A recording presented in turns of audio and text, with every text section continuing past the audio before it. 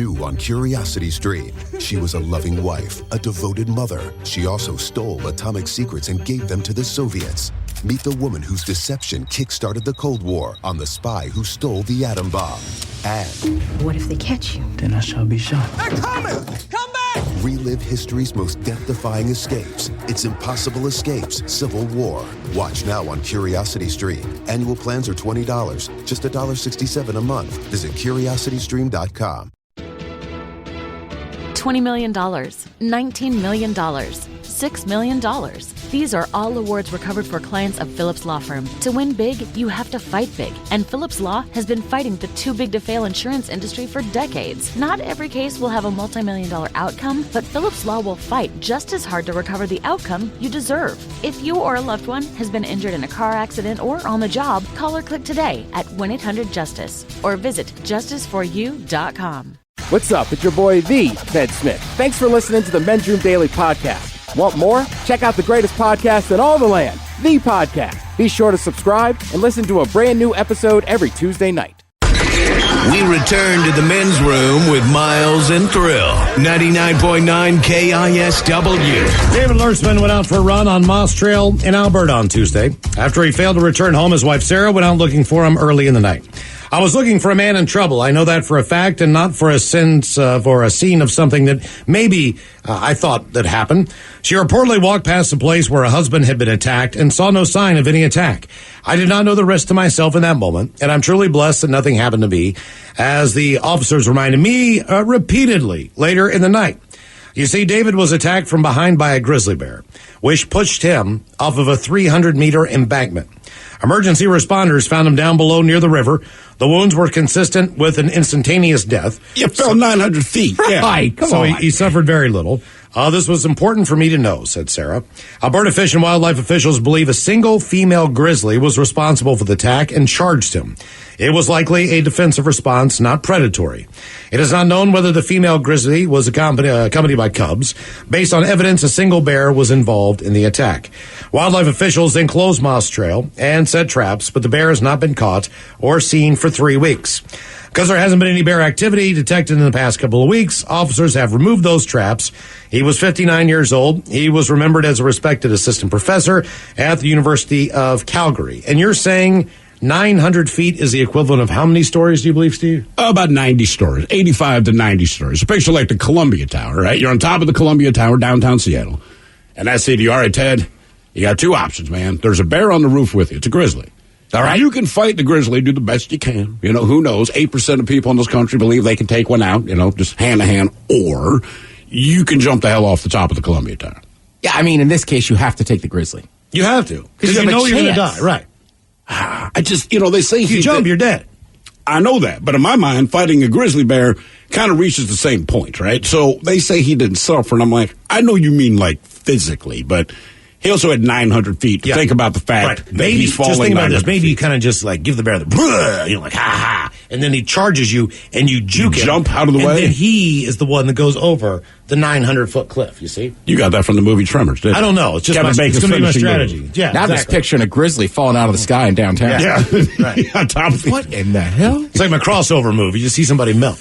Who or what chased you, or who or what did you have to chase? 206-421-ROCKS. I think that bear would stand up on its hind legs and put its hands on the tips. Dunk it. That's the way we found out bears were jockstraps. Miles took them out of his. That's right. Just left it there. Had that bear on skates. All they found was a bear's jockstrap. The knee breaker. A blown out shoe and one jockstrap. And a dead bear 900 feet below. Hello, Matthew. Welcome to the Men's Room. Hola, guys. Hola. How you guys doing? Doing great, man. Thanks, brother. Good. So when I was a kid, one of my chores was to pick up the garbage that the raccoons had spread out all over my yard. So I got tired of it one weekend. I had my brother over, and I had a buddy of ours over, and we're probably 10 years old, and we had pellet guns, you know? And so we camped out in the yard just in sleeping bags, waiting for the raccoons to come, and sure enough, they did. And I saw 3 of them initially, but there was like 6 of them. And I shot one in the chest, and it immediately just started clawing at itself. And then it just looked at us and started charging for us. And, you know, we're kids, so we're just sprinting from this raccoon. I've got and yeah, on the one side of our house, it was only like a 5 foot, you know, like from our gutter line to our grass was only like 4 or 5 feet. And so I was the tallest one, so I jumped up there and I pulled my 2 buddies up, and you know, we waited for them to leave, and when we get down, we're like kind of like reenacting the moment as kids do, and I'm like showing them how I was running real fast. I had my hand or my knife in my hand still, and I stabbed myself like a quarter of an inch right below my eye. Oh, Jesus, man.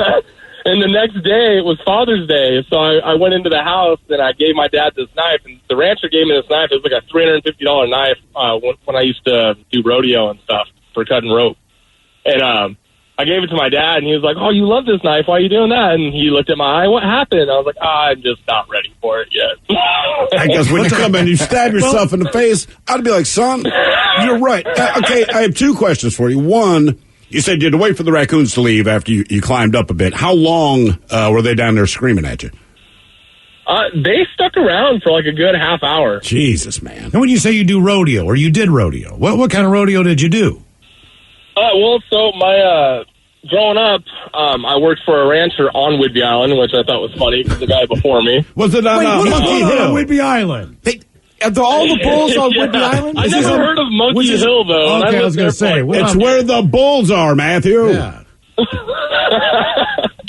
No, we did events. We did like barrel racing and stuff like that. We wrangled some, you know, cattle. We did roping and all that kind of stuff. Did you do this?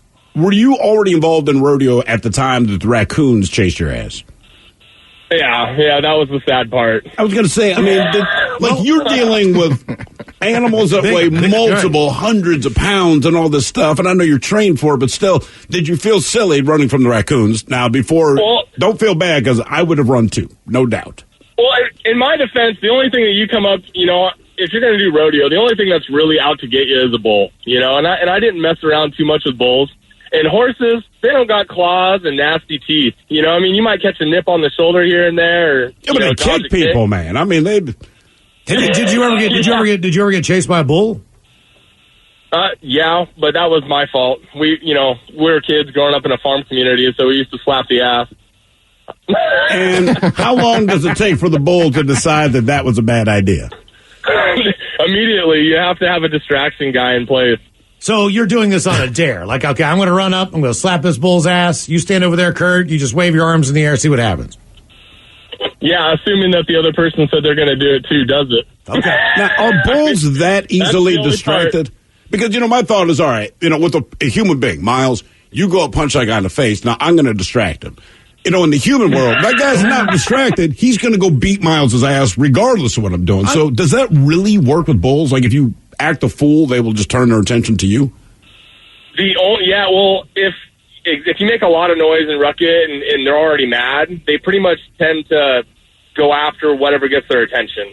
So, okay. I mean, obviously the initial slap got their attention, but if you have some idiot in the ring screaming and yelling, hooting and hollering, and it's a straight V-line for that bull, it's going to go for the easy target. I mean, that's basically what rodeo clowns do, right? Yeah. Yeah, they're just distraction. They get paid very well. Well, yeah, because you'd have to. That's the tough. I mean, that seems pretty dangerous. They don't have that long of a lifespan, I doubt. I just wonder what the hell goes on Whidbey Island now. Yeah, no. I mean, I'm just like, what the hell's going on there? What is the general? What's the general mentality of your average rodeo clown? Like, are they big drinkers? Are they? I mean, what did they do before? They're unsettling people. I've not personally hung out with a bunch of them, but like you see them when you go out and do the event. And what level could you? Is it like carny level? It's a little further than that. It depends on where out in the U.S. you are. I've noticed. I mean, some places, they're. You catch some normal people, but for the most part, these guys are, they're clowns for a living, and I don't know. Yeah, but these are not clowns. If you do anything long enough, you become it. But they're not making balloon animals at Billy's 8th birthday party. Like, they actively are trying to get the attention of a bull that's in a really bad mood. Yeah, and kind of hype the crowd and keep everyone's attention. That's not like a clown to me. But you got to put clown makeup on before you go out there. To me, that's just a crazy person hiding their face. It's almost like the mascot for rodeo. Right. I mean, like, Bozo the Clown did not do that on his show. He sprayed people in the face with water out of a flower. You know what I'm saying? Like Krusty the Clown on The Simpsons does not on the side. I don't feel like there's a lot of clown crossover. Like, well, on the weekends, I make balloon animals for the kids, and then during the week, I'm with the rodeo. Yeah, the rodeo clown. He's a different individual. I don't think they have enough time. I mean, believe it or not, that's a heck of a schedule. Those guys travel a lot. I mean, there's not that many people that do that profession, so the ones that do are high demand. Think about it. You put an ad in the paper like, hey, have you ever dreamed of being chased by a 600-pound animal that's angry? Like, I sure have. My dad's he's a rodeo clown.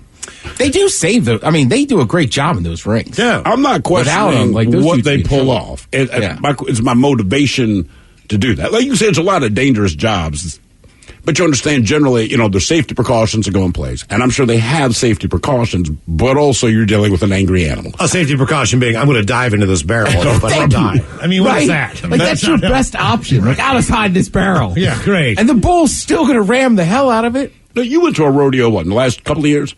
Mike and I saw the PBR, professional bull ride. How many times do you think you saw, all right, man, if this bull, jumps over the fence into the stands, right? It is, when you see them in person, how big they are, it's absolutely terrifying. Because we were down there in one of the dirt suites. Okay. Which means you're, on the dirt. Yeah. Ooh. Yeah. It's like courtside, right? So the bulls generally come out, they, the riders on them, and then they kind of take a route. But one time, the one bull came at us, and I don't know that I could have jumped off, up on the fence, quicker. Now, it's secure, but it was still terrifying that he was going to come charging through. They really only take up about half the dirt. They'll come out there and they'll buck and they'll try to get them off. But then, like Ted said, they kind of have their route, and then they'll be guided back and they'll head back where they need to go. But like he said, from time to time, there's one that'll break loose, and this thing took the entire deal. And he actually did kind of look our way for half a second there, and he was bucking and jumping the entire way. We did kind of clear the way after that. You go ahead, big and I'm guessing that you just don't have these bulls in every town you ride into.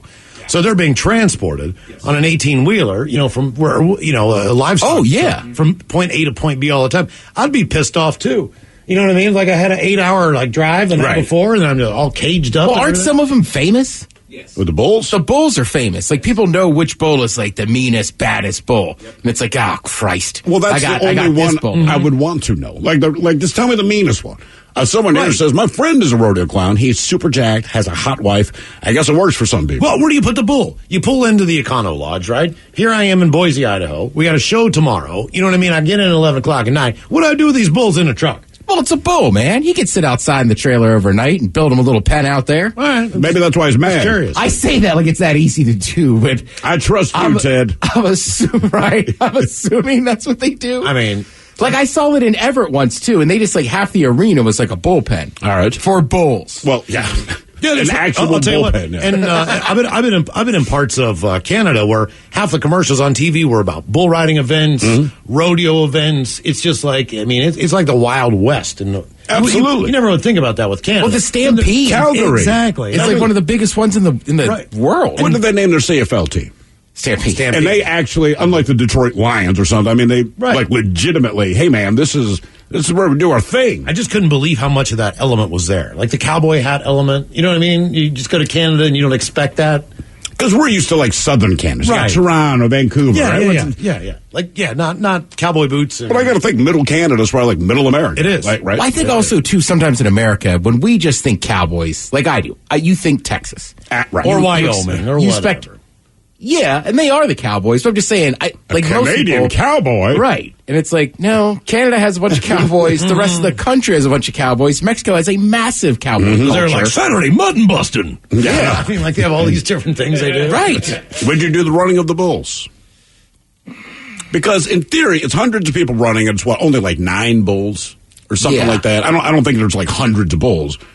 Maybe 10 years ago. Well, when you just felt more athletic, or when you did not care about your mortality as much? Well, I didn't care about dying. Yeah. By the way, those are not regular paved streets. No, those are cobblestone streets. Yeah. I have a buddy that did it, but he was right out of college. I would snap my ankle. What did he say about it? Your buddy did the running. Would he do it again? I'm sure you get the adrenaline rush and all that. Did he wear all white? Oh, yeah. It's cop. He did the whole thing. You know him. Yeah. Of course did he wear the bandana and all that? You got to. Oh, you do? Yeah. Oh, that's part of it. Do they give you a white outfit, or do you have to go buy one?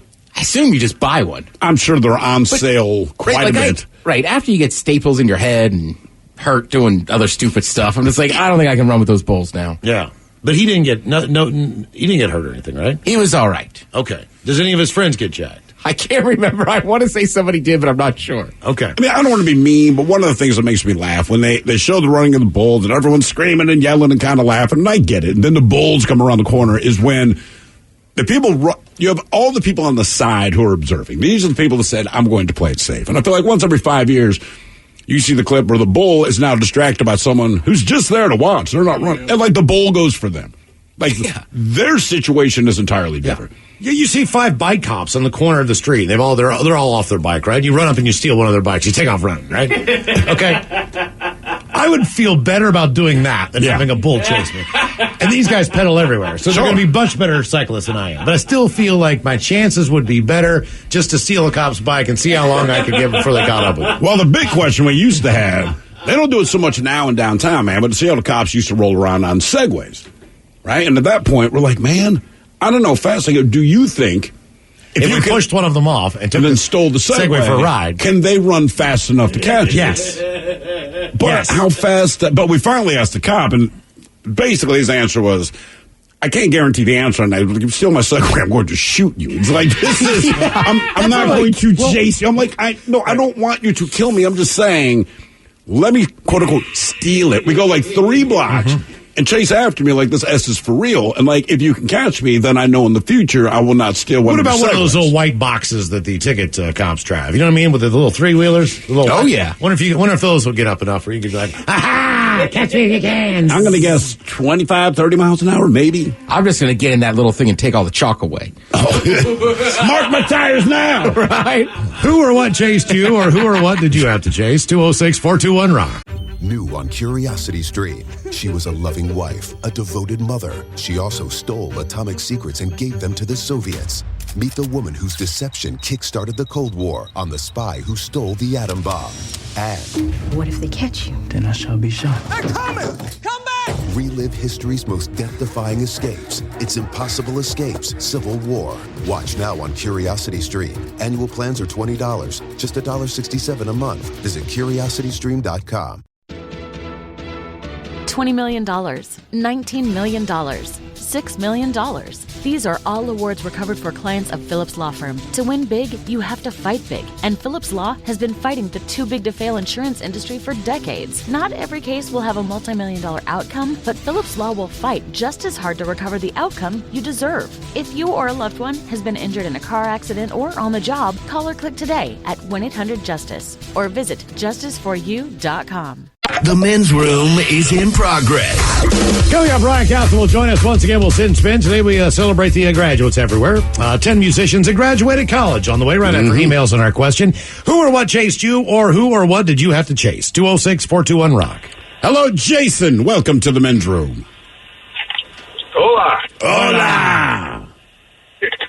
Hi. Anyway, I was in Namibia, Africa, and I was camping out with my brother, and we were at a place called Fish River Canyon, and there was a big group of Germans that were camping near us, and they all left, and a troop of baboons came in, and they started rummaging through all their camping equipment, going through their, like, knocking their pans over, and I thought, well, I'm going to just go over there and shoo the baboons away, and I figured they'd all just run away.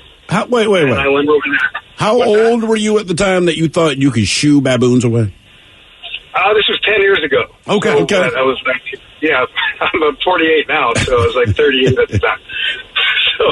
But I mean, most of them were small ones, the females and the young ones, but there were some big males kind of hanging out in the back. There's at least 20 baboons. And so I went over there with a stick, and I stomped on the ground to shoo them away, and they weren't having it, not even for a second. And the big male, just ripped-looking male, came running up and just charged me, and I just ran backwards. And I had this flimsy little stick. I mean, it was just more for show. And then all the females joined in, and they all just like herded at me, just like yelling at me. It was they were just screaming, and it was like I thought they were going to jump on me, all this, and nothing happened. I just kept running backwards, and my brother was right there too, and he would have died too. What's that? So he probably would have died too. How long did this last? How long do you have baboons threatening you anyway? It was probably all but about maybe 2-3 minutes, and then we just ran backwards to our camp and near our truck and everything. And that's when I pack up the tent and get the hell out of there. Yeah, and then they just went right back to raiding the camp. I mean, they were like bullies. They were like, we're stealing all this, and there's nothing you're going to do about it, you know, and so, yeah, it was... Did the Germans ever find out what happened? Were you able to tell them what went down? Oh, totally, yeah. We told them, and I was even taking pictures of the whole thing, you know, after it was going down. And, yeah, they came back, and their stuff was scattered all over, and, yeah, so I went to explain to them, you know, where, like, the baboons just went through everything, so... What else did you see there that was just a little bit unsettling as far as... I mean, you said you're camping in where, Namibia? Namibia, yeah. Namibia. Okay. Yes. So what else is out there? Oh, there's everything out there. Elephants, giraffes, reptiles, all this, you know. It's Namibia. It's like a true wild area. That's why I'd go there. And were you just camping? Were you hiking, or were you just like stationary camping by your vehicle and then moving on? This was actually one of the nicer, like, campground you might see in the United States. It looked like that. It's at the Fish River Canyon, which is the second biggest canyon in the world, second to the Grand Canyon. Okay. Just add baboons, and it's just like being in the States. Yeah. And leopards and all that kind of stuff. Yeah. Did you feel safe spending the night? Did you feel safe going out and hiking? Were you always just, you know, was your head always on a swivel? Yeah, completely. And the type of camping I did out there was really remote, and yeah, I know it was there was a lot of adrenaline. I mean, there was a time I heard lions roaring in the distance, and you know, here we're camping in a tent, and it was just man. And there was times when hyenas were sniffing at our. We had a big canvas army tent, and you know, we could hear the hyenas yelping, and then they're scratching at our tent, and there was no. In Namibia, it's not like South Africa where it seems like a lot of tour guides and all this. You're out in the wild. There's no park rangers. There's nothing like that there. It's camp at your own risk. Okay, let me ask you this, because one, I would not have approached the baboons because I would just assume they would did what they did, all right? But the hyenas, so you're laying in your tent, these things are called, making that weird-ass sound that hyenas make. You know what I mean? They sound like the drunk dude who laughs at his own stories at the bar. Right? But what is the recommended action for you? Just be dead quiet? Do you push back? I mean, what do you do when hyenas are sniffing at your door? You know, we just stayed in the tent. And it was at night, and there's not much you can do. I mean, okay. Would you swim in a river there? No, there was definitely crocodiles there. We saw there's the Nile crocodile is all the way over in Namibia too. So no, I wouldn't mess with that at all. How big? So, how big the crocodiles? Yeah. Oh, huge. I mean, 15 feet. Jesus. Long. Okay. Yeah, I mean, I would never even think about going in the rivers there. I mean, we hiked around them. And this is coming from a dude who took a flimsy stick and approached baboons, and the same dude that's in the tent being surrounded by hyenas. Man, oh man. Okay. I mean, I still find the idea intriguing, but it's not vacation to me. Yeah, that's just a different thing. I mean, this is a guy who obviously does that. He says he goes there. Meaning this is not frequent, but goes there more than once, and he's telling you, like, yeah, your adrenaline is going all the time. I need one of those snack areas by the front desk where I can get some Doritos or maybe a small can of Pringles and something for my room. I don't know about that one. Hyenas around. That one, no. I would even be afraid to have food tour guide. A tour guide's a little better, right? But even with the tour guides, a lot of times, I was reading something about a month ago, actually, and this woman, she was writing her experience on safari. It was not as remote as the guy who just called, but there was one tour guide and only like 4 people in a group, right? That's how they rolled. And she kept pointing out, He didn't have any kind of firearms. He had like a knife and a big, long bamboo stick. And she kept saying, you're saying to yourself, like, you ain't going to protect us from anything. And he didn't protect them in the sense of they're being attacked and he came up with something. But she said on one of the walks, the dude just stops dead, the tour guide. And she said, the one thing you learn quick is if they stop, you stop. Then he has a finger up to his lips, like, don't make any sound. She said, that's very easy because you believe them. And I guess there was something, he got the sense that it was elephant mating season, which is fine, but they were within smelling distance of the elephants. And depending which way the wind was blowing was going to determine their fate. Okay, and that's what the tour guide was explaining to this group. She says, he's not trying to scare us, but he goes, look, there are elephants mating. And the thing about bulls, during mating season, they are ultra aggressive with everything, including each other. If they smell us and realize we're close, they're going to come find us. And she's like, but luckily the wind like went whatever direction, but they changed the course. And I'm like, again, that's too much. No. I just like, want what do you mean? He smells me. You can't see me. I'm not involved. I'm not interrupting anything. I'm not messing with his kids. I'm not eating his food. I'm not staring at him. Just he smells my ass and determines, you know what? I got to find this person and kill him. I'm not sure if that vacation's for me or not. Yeah, I'm sorry. But I still want to do it. Yeah, but still, I just don't know if I'd be terrified, but I would like... I was like, don't they have a water park here or something fun? You just got to get in the river. There's definitely places in Africa I want to go visit, but I'm not sure about the safari thing. No. I mean, but the appeal is the idea that you might die, right? Correct. Or see some crazy animal. The biggest land animals in the world. I mean, that's where they are. And all of them hate you, yeah. Who or what chased you, or who or what did you have to chase? 206-421-ROCK. I've seen a giraffe before, man. That's why I can go to the zoo. Same experience. It's exactly the same. Somebody here made a good point. They said that dude who just called, he should apply to be a rodeo clown. Like, you can deal with your adrenaline. I'm not sleeping in a tent in Africa. Hello, Leif. Welcome to the men's room. Hey, guys. How's it going? Hola. Hola. Hey, just on a quick side note, I have been in Namibia, Africa before on a hunting safari, and I saw baboons there. And there's no way I'd ever go after them with a stick. Yeah. They made the creepiest noises in the world, man. You just want to stay away from them. No, never trust someone who shaves their ass. And only their ass. Yeah. Exactly. So, yeah, my story is I was deer hunting over in Idaho this last year up in the Sawtooth Mountains. And I backpacked in about 4.5 miles. I was going to spend like 4 or 5 days up in the mountains. And when I was hiking in, I had all my gear and my backpack on. I had my rifle strapped to the top of my backpack, and I do carry like a Ruger 9mm pistol, but the holster I had sucked, so I just stuck it in like the pocket of my backpack. So both of my weapons are essentially on my backpack.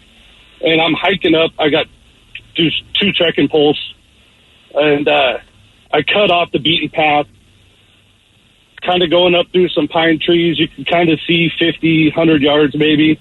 And my head's down because I'm tired and going straight uphill. And I look up, and coming directly at me on the same path, not 10 yards away, is a big gray wolf. Nope. And I stop. When I look up, I stop. His head was down. He takes another step and finally looks up and sees me, and we just freeze. And, I mean, I was frozen. I didn't know what to do. Everybody said if you ever go to Idaho, get a wolf tag. There's wolf everywhere, blah, blah, blah. But, I've been hunting my whole life, and I have never seen a wolf. So here I am, literally 10 yards from this wolf, and we're both just frozen. You think the wolf is sizing you up like, cool, his gun is in his backpack and the rifle? Oh, sweet. I think he was just as surprised as I was, because, I mean, it's in the middle of nowhere, and he's probably never even seen a human, and I've never seen a wolf, so before I could even move, I in the back of my mind, I'm thinking, if this thing charges me, the only thing I could do is maybe stab it with my trekking pole or something, So about that time, he turns and runs uphill, but he stops again at maybe 10 yards and looks back at me. And still I'm frozen. I mean, this is all happening in just kind of like split-second time. Right. And he stops and looks at me again from 10 yards. And I'm just frozen. What are you going to do? What are you going to do? He turns, just starts meandering uphill, and I don't want to drop my pack and try to grab my rifle because I don't want to startle him. So I'm kind of just watching him and see what he's going to do. So as he's walking up the hill, I do like, any typical person does this day and age. I pull my phone out of my pocket. It's like right on my jacket pocket. Yeah, at least that was handy. You got a selfie with it. I mean, it's right there, so I actually got a quick video clip of him walking away from me. But as I'm filming, it's all sketchy video, because my hand's shaking. He stopped, turned towards me, and started walking my way. And so obviously in the video, you can see me drop the phone, and you hear me yell, "Oh, bleep." And so I dropped my pack because now he's not charging me, but he's coming back my way. And now he's maybe 25 yards at this point. So I'm frantically trying to get my pack off, my rifle strapped across the top of it. And then he comes back towards me maybe to 15 yards and cuts across into some bushes. I get the rifle off my pack, and I'm looking through the scope and trying to find him in the trees and in amongst the bushes and stuff, and I don't see anything. I walk up another little ways where he entered in there, and I could see some fur, like it's him walking through there.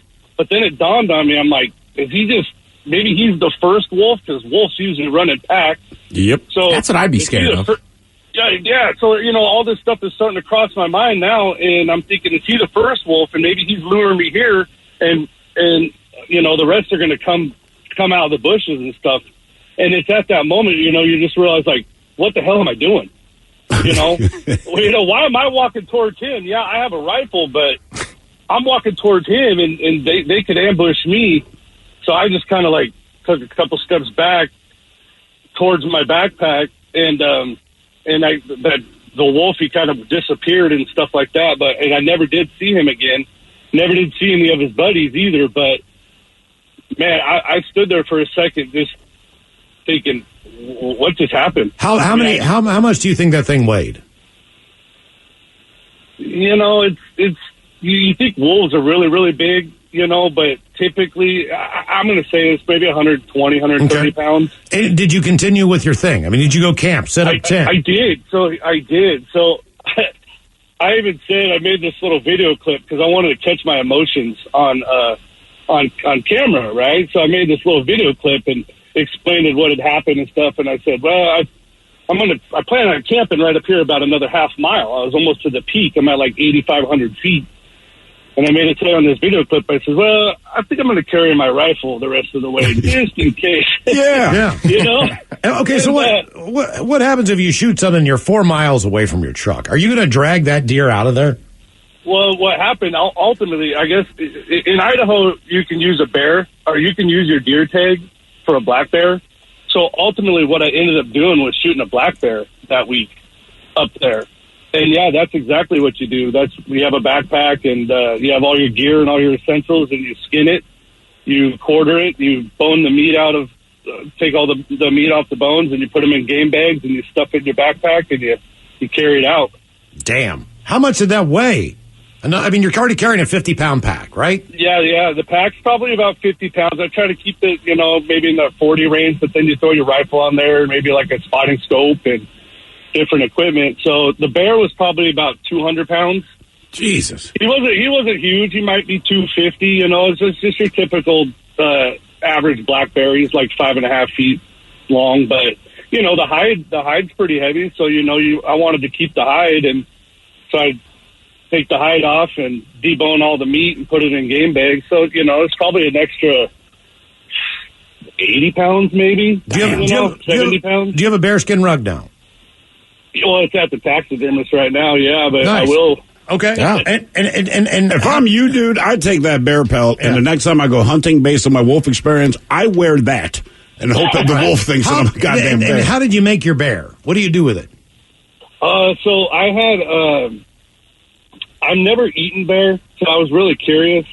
I like deer and I like elk and all sorts of game meat, but the bear I had done into breakfast sausage and summer sausage. Okay. Nice. And I got to tell you, man, it's probably the best summer sausage I've ever had. Really? Interesting. Yeah. See, like easy. you make it like a big deal, like wolf on the trail. Then I kill a bear. Yeah. You know what I mean? Like I just figured you're going out for like I don't know, like maybe an 8-pointer or something.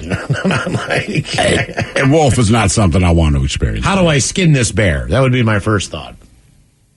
I thought I hope it doesn't attract other animals. I mean, I realize goddamn it's similar wolf. to everything else, but still at the same point in time, I'm like, I guess I'm going to skin a bear. I mean, I feel like if you're hunting in that area of the country, you're probably prepared for that stuff. Yeah. I think when you go off the beaten trail by yourself in that part of the wilderness, yeah. Right. As opposed to being like, no offense, but like us sitting in a duck blind. Let's say you know what I mean? Let's say you could kill a wolf, right? I'm not saying that you can because I believe they're endangered and they're putting in these areas. And all that Look, stuff.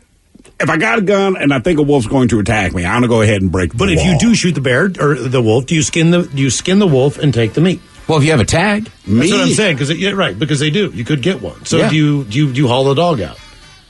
Yeah, I mean, if you have the tag, sure.